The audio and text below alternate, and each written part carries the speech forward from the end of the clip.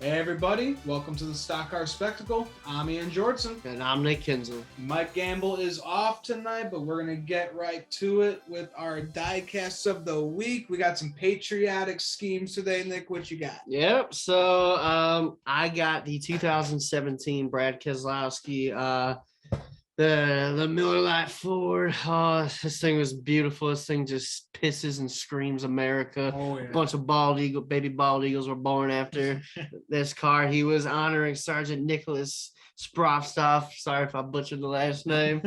But yeah, this is one of the only patriotic cars I have, and I got it during my crazy times when I used to buy 9 diecasts at a time from the Plan B sales of Black Friday sales. I think Yeah. it's signed by Keselowski too, and yeah, I got it for like $50 because of the sale. But man, I miss Miller Lite. I miss patriotic cars like this. Yep. Now we're stuck with fucking Keystone Light, and that car looked like shit. Oh, that car was Awful, terrible but yeah, looking. Definitely miss the Miller Lite patriotic schemes for sure. That is by far probably my favorite paint scheme of all time in NASCAR. It's just so simple too, and just the American flag going right down the driver door. Oh, Screams America. supreme. Screams America.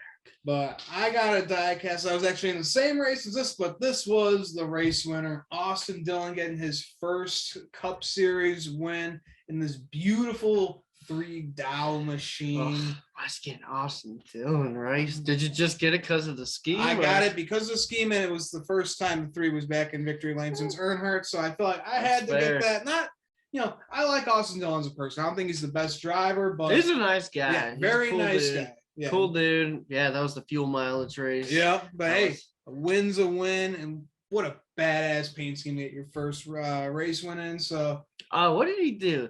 He slid in the grass after it. He dove into the grass. Yeah, he tried diving. Did he also dab? Is that what it was? Yeah, he dabbed a few times, and he won a few Xfinity races. He did the slide. He did the slide, but I don't think it went very well. It did not go well. Yeah. He probably woke up the next morning with some marks all over his stomach. Yeah.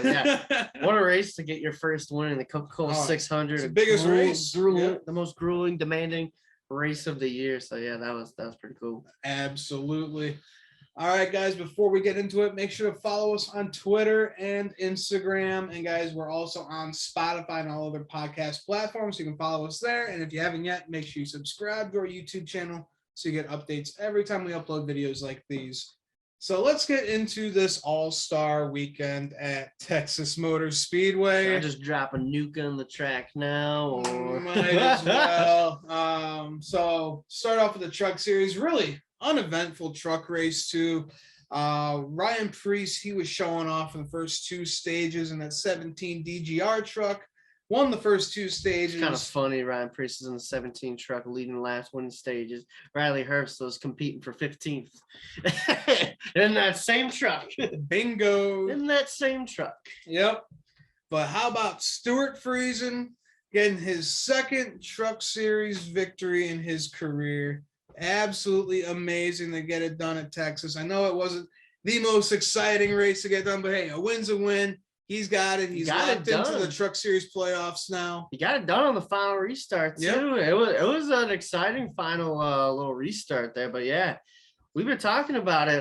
Stuart Friesen made the championship for a couple of years back, and then they made the manufacturer switch, and then he fell off the face of the earth for a little bit. Like he was running like barely in the top 15 for a while. So it's nice to see the 52 truck have some speed in it because Stuart, they figured it out this year. Stuart, when he's on it, like we saw it, he was a championship contender a couple of years ago, and now he could be on his way to doing that again. But yeah, I was really impressed to see the speed out of that 52 truck. I just gotta get the 62 truck all ready for my buddy Ty. Come on. I told you, I'm gonna take a chomp out of an onion. If Ty Bowdown goes to victory lane, you heard it here first. That's how I'm gonna celebrate. I'm gonna stone cold some onions. I'm gonna take a chomp out of 2 big old onions. You have fun with that, man. I'm gonna watch record. It's not gonna be fun, but it'll be great for our viewers. Yeah, that's right. I might throw up after it. All right, guys, let's move on to the Xfinity Series race. Noah Gragson got his first ever Xfinity Series pole. This is his fourth full-time season. This guy's got 7 Xfinity Series wins, and you have to sit on the pole. Yeah. That just shocks me with the speed that 9 car has week in and week out. That this is the first time his 4th full season that he started first. Freaking wild. I couldn't believe it. I was like, no, there's no way. Yeah, they said it on TV, and I just thought it was kind of like a hiccup. I thought they were saying like first pull of the season, but now first pull of his career. What? That's wild. That's wild to think about, but it helped him out because he went on to win stage 1. That helped him out because he got screwed a little bit later. We'll talk about that. End of stage 1, we had Jeb Burton getting into Ty Gibbs. He spun, no damage for that 54. But Sheldon Creed, he got loose in that crease that they have in between turns 3 and 4, wrecked his shit. That's the thing that's wrong with this track. That's probably my biggest thing that I hate about this track is that crease in between 3 and 4. I know another dumbass that did the same thing in that 11 car, tore his shit up. Yep. Man, I'm telling you, it's the curse of that ugly ass paint scheme that they run every single week. The circle. Because guess what he's running this weekend at Charlotte? Circle. So I am so happy that he found a sponsor to come on board with him for the entire season. Oh my God, changed up the paint scheme. That is ugly. I miss Poppy. You got to get one of them circle things, man. Yeah. Maybe it'll help him out. I'll light it on fire is what I'll do. That's how displeased I am with. I miss Poppy Bank. I miss Joe Gibbs Racing. I miss the 18 car. Trevor Bank's gonna be back this weekend though. That's right. Good things. Because it's just been such 4 top 10s, and we were 12 races into the season. It's bad. Where you got your Marlboro Reds at, buddy? Where your Winston's at? Nick needs a Winston. Stressed out a little bit. Need a smoke. Have a stress sig on the show right now. It's just tough times. I hate college racing. Who would have thought, man? Honestly, like, I thought they would be somewhat a little bit better, especially with a champion coming in. This is what I get, man. It really shows that they only focus on that 16. This is what I get. Last year, I finally got graced with one night, 4 hours of celebration, and then the NASCAR gods, the racing gods are like, ha! We gave him his time to shine just to keep him in it. Now we're gonna bring the hell back to him. And this is exactly what's happened to me this season. Now you're getting drowned in the pool again. I'm getting drowned in the pool again. But like I said, return of the Bane this weekend in that 18 car. We're fast all season. I got something to look forward to because I know that 11 car is gonna be running 9th to 13th on Saturday. Oof. I'm praying for you, dog. That's for sure. So Josh Berry, he went on to win stage 2. Junior Motorsports just showing so much speed this year. Really, like, they could have 3 out of their 4 drivers in the championship for this year, and I don't even think that's a question. No, yeah. All the 7, the 8, the 9. Yeah. Definitely not the 1. But the way things are going, hell no. But then we had some trouble for Junior Motorsports. 80 to go. Josh Berry spins in between turns 1 and 2. Noah Gragson, Ty Gibbs, they get collected, wreck each other. Pretty much out of the race for Noah Gragson. His shit was torn up. Tried drifting it. Yeah, he tried drifting. I mean, it looked cool, but thing was fucked. He was done with. It was he had a great race. He showed a lot of speed at Texas. I thought we were gonna get some redemption for what happened in 2020, but no, didn't end up working out for him. And how about Tyler Reddick getting it done for Big Machine Racing, their first Xfinity Series win? That was pretty fucking cool. Yeah, started the year out with Jade Buford. I mean, they had some decent runs from time to time, but awesome to see for a small team like that. Just goes to show, put a guy like Tyler Reddick in an Xfinity car, 2-time champion. Mm-hmm. He's a 2-time champ for a reason, and it's because he could take small teams like that and get them into victory lane. So that was pretty cool to see. And a bunch of old Jade Buford's kicking himself right now. It's like, that's my car. Yeah. Old Jade. Maybe we'll see him back at Talladega or Daytona. Who knows? All right. So we do unfortunately have to talk about this horrible All-Star race. It was at Texas Motor Speedway. I mean, what were we expecting, really? I mean, we know that this track is complete trash after they reconfigured it. Bunch of tires going down throughout this race, especially with Kyle Busch, really dangerous. Him going down the front stretch, really nowhere for Ross Chastain to go, and he just plows into the rear end of Kyle Busch, flies over him, almost flips. One of the most dangerous wrecks that we've probably seen since Truex and Custer at Coda last year. That could have been really bad because if Ross Chastain flipped, he was going at an angle into that inside wall. That is not, I believe that is not covered by a safer barrier. That could have been really nasty. So I'm glad he was able to keep the car on all fours and it didn't go over. But yeah, that was really scary. Like, you never want to see something like that because Kyle Busch obviously was going really slow, and then all of a sudden we were all watching. We were like, "Oh, that's one of those holy shit moments right there." And they're just so thankful for the safety of these cars. Exactly. I think that just proved right there. Anybody who had safety concerns about this next gen car, I think all of that has been answered now. Yeah. There you go, Newman. These cars are safe to drive. Obviously, really glad to see all three of them: Kyle Busch, Ross Chastain, and Chase Elliott. And Chase Elliott got clipped too. Yeah, glad to see all three of those guys walk away from that. But that must have been so scary for Ross Chastain. He's like, I'm in the air. This is not good. Yeah. All of a sudden, you're going like 180 plus, and then bam, you're in the rear end of the Candyman. He said it best. He said, "Well, the driver of the one picked the wrong lane." Yeah, that's for sure.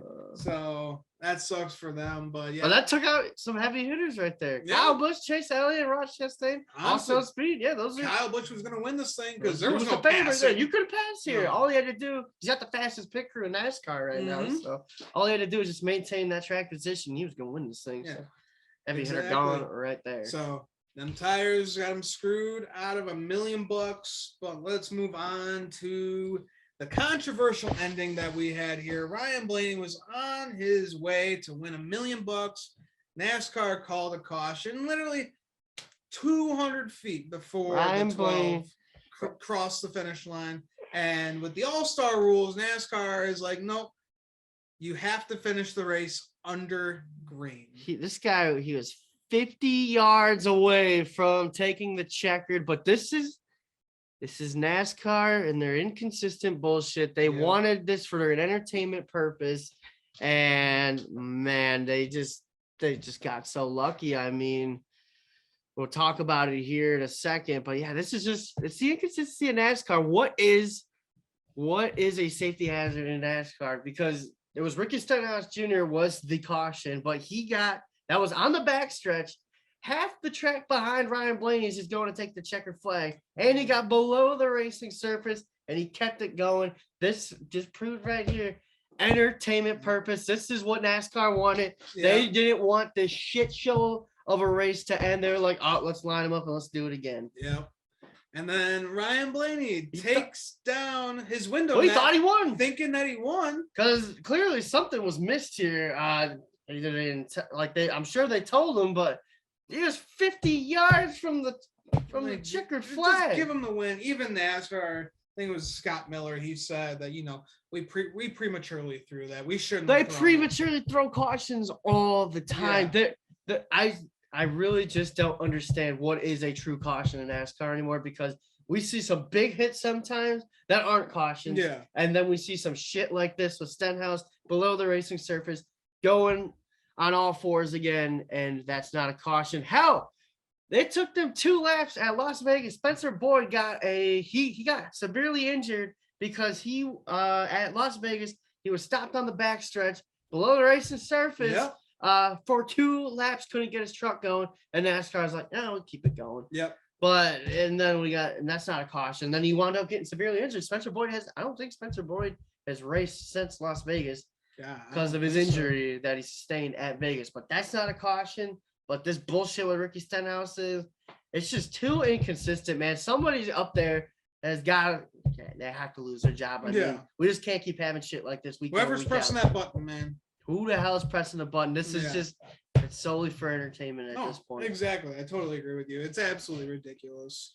Shouldn't have done that at all. And then, Blaney got screwed with his window net down. He could barely get it up. He barely got it attached. Didn't get it attached. You go back and you look, it was up. It was hanging. NASCAR deemed it okay. So, okay, this is why, again, I go back to the safety hazard thing. Is how is that, like, Denny Hamlin after the race? Thank God Ryan Blaney won this race, but after the race, everybody was shitting on Denny Hamlin for whining, but he's got a fair point. He's got it all right. Rules are rules. They have these rules written for a reason. What they should have done in the first place, this is a fucking all-star race, exhibition, no points. The right thing that NASCAR could have done to save their own ass, they kept Ryan Blaney on the racetrack to save their own ass because they knew that they black flagged them, and this shit was just going to blow up. Because if that cost him the win right there, that window net, because he was 50 yards away from taking the checkered flag, it would still be going on right now. We would have never heard the end of it. What NASCAR should have done is exhibition all-star race. Let Ryan Blaney come down pit road, put his window net back up, and let him retain his position. Yeah. This could have been solved in 5 seconds. So that's what Denny Hamlin was getting at there. He was happy that Ryan Blaney won the race because Ryan Blaney deserved this win. He almost got fucked there, but I don't get it. But he was right with what he said. Like, NASCAR is just so inconsistent with these rules they make. They make up rules as they go. How is that a rule 1 second, but it's not the other? Yeah. And then back to the safety hazard thing. How is Ryan Blaney's window net down not a safety hazard, but fucking Ricky Stenhouse Jr. half the track behind Ryan Blaney coming to take the checker? How is that a safety hazard? Yeah. Entertainment bullshit purpose. I went on a rant after this race. Horrible race, horrible track, horrible format. The All-Star race has just lost its touch. They need to leave Texas Motor Speedway or stop fucking running this race. Yeah. Because it's just lost all of its mojo. Get this shit back to Charlotte. We got a good car for a mile and a half, a real mile and a half racetrack, not this bullshit that they call Texas Motor Speedway. But get it back at Charlotte. There's something just has to be done because it has just lost its touch. It is the most boring event. It's just become so vanilla, so boring.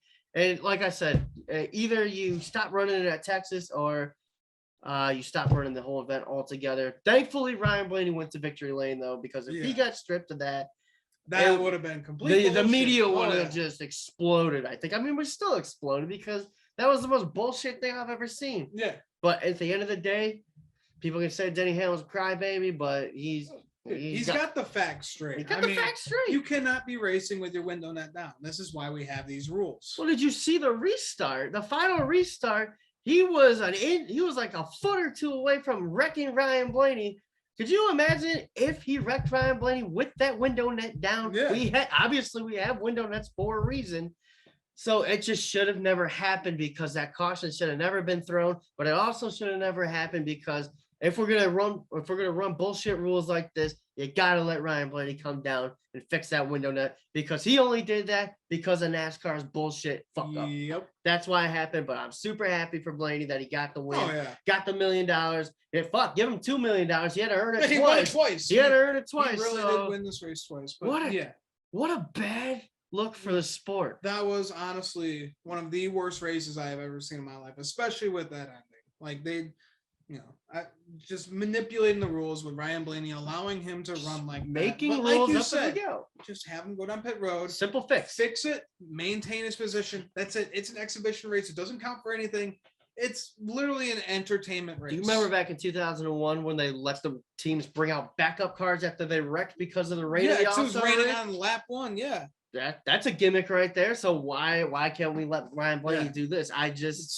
Make it make sense is what I want because I just don't know what this officiating is from NASCAR anymore. Worst all-star race of all time, without a doubt. Dude, I put it in the vote of worst race I've ever watched. Yeah, that was awful. There was no action whatsoever. I just feel bad for the people who live in Texas where their only track is Texas Motor Speedway. Yeah, you got Circuit of the Americas, but if you live nearby and that's the one track you get to go to every year, I feel bad for those people because that is just, it's not a racetrack. I just feel bad for the Fab Shop guys with Kyle Busch, Ross Chastain, Chase Elliott, because they literally go into this race and it's just purely like one guy wins money. That's it. So you're just getting screwed for a bullshit. And then you got Marcus Smith coming out here saying, "Oh, well, I talked to people at the track and they said they enjoyed it." Enjoyed what? Yeah. Like, what do these people actually enjoy? Then look at Jeff Gluck's poll, man. The Oh, lowest, yeah. there have been 239 Jeff Gluck. Was this a good race poll? And that just ranked dead last because 11% of the people voted yes, and those people are stupid. Yeah. They need help. But yeah, that was every employee at NASCAR. Somebody had to do it. It was just, we get to do 500 miles of this in the fall for a freaking playoff. That's what makes me sick is that this is a 500-mile playoff race. Like there is just no reason for Texas Motor Speedway to be on the circuit at this point. We got. It just sucks that we take away a track like Chicagoland Speedway that was just starting to age right, just starting to get the racing really, really good at this track. We take that away, and then we're just like, you know what? Yeah, we're just gonna stick with shitty tracks like Texas and here's Kansas the thing. Here's the thing. Texas used to be a really good racetrack up until the reconfiguration. Yeah. It was fun. I always used to look forward to Texas when I was a kid. It was my favorite track before they reconfigured this place. It was my favorite track, and that's what I hate about it most is because this used to be a really good track. That Marcus Smith and SMI they fucked it up. Killed it. They killed it, and I hope to never see it again. But like I said, if they just get rid of the All-Star, I don't want to be that guy. Get rid of the All-Star race if you're going to continue to run it at a bullshit track like this because I think the drivers just boycott it. I mean, what are we doing here? This is the worst race of the year, and it's lost its mojo. Like, how many times on the broadcast they say, "Oh, it's 4 million, it's 4 million." Well, it doesn't feel like it's 4 million, man. It's just, I don't know. Get it back to its roots. I really think they should move it around like every year. Like, maybe not do like tracks that we usually see on the circuit. Do something like how we did with the LA Coliseum. Do something special. Like, I don't know, like how they're talking about doing the Chicago Street Course. If you want to do that, make that the All-Star race. Make that an exhibition race. Let's do something wacky, man. Let's do something fun. Let's not stick with something that we're used to. I think the All-Star race should be something absolutely insane. Let's do what Tony Stewart said and do a fucking figure eight at Talladega, man. Yeah. I just say stick original, go back to Charlotte. Nothing wrong with that. No, nothing wrong with Charlotte. I think they're just kind of getting sick of the same old. It was getting a little. Well, it was because of the 550 horsepower package that ruined it. I'm really excited for the Coca-Cola 600 because of the best ones. we saw great races at Kansas and at Las Vegas. Texas don't fucking count. Atlanta doesn't count because that's not a real mile and a half anymore.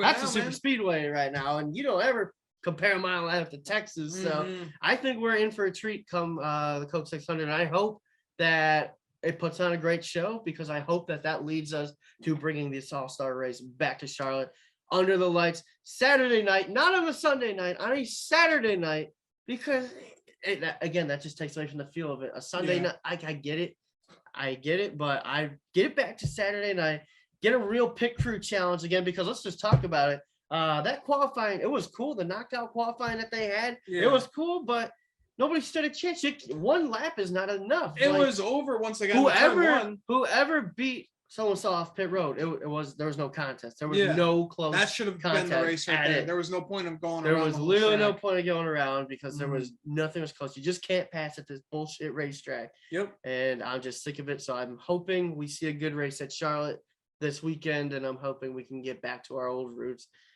and bring this All-Star race back to Charlotte under the lights on a Saturday night and get that real feel for $1 million back. Yeah. I hope so, buddy. But let's take a little bit of a breather here, guys. That's about it for our All-Star review. Like we said, probably one of the worst weekends of racing that we've seen. So, guys, let us know in the comments below what you thought of this weekend. If you thought it was good, honestly, I want to know why. Why did you think it was good? Yeah, honestly, if you thought this was a great race, comment below why you thought it was a good race.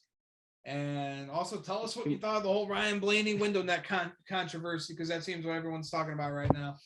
So, guys, that will wrap it up for us here at the Stock Car Spectacle. Guys, again, make sure to follow us on Twitter, Instagram, Spotify. Make sure to like our video and subscribe to our YouTube channel. And I'll wrap it up for us. I'm Ian Jordan. And I'm Nick Kinsella. Fuck Texas Motor Speedway. We'll see you guys next time.